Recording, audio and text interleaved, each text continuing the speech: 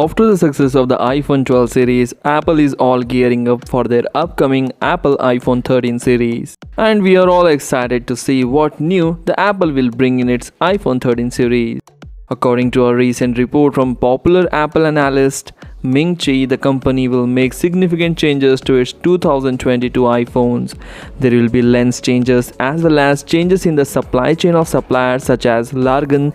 He also forecasts the upcoming iPhone camera specifications. Ming Chi predicts that the 2022 iPhone, that is iPhone 14, will have 4 models. It will include a 6.7-inch and 6.1-inch higher-end models and a lower 6.7-inch and 6.1-inch model. The high-end 6.7-inch model and the wide-angle camera of the 6.1-inch iPhone will be significantly upgraded to 48 MP. This means that the ASP of the image sensor, lens and CCM will significantly improve. In addition, he also believes that this specification upgrade will significantly improve the camera performance.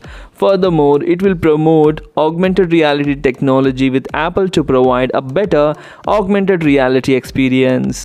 Other than upgrading the camera, the Apple iPhone 14 may come with the no notch. That is, it may come with the under-display camera and under-display Face ID.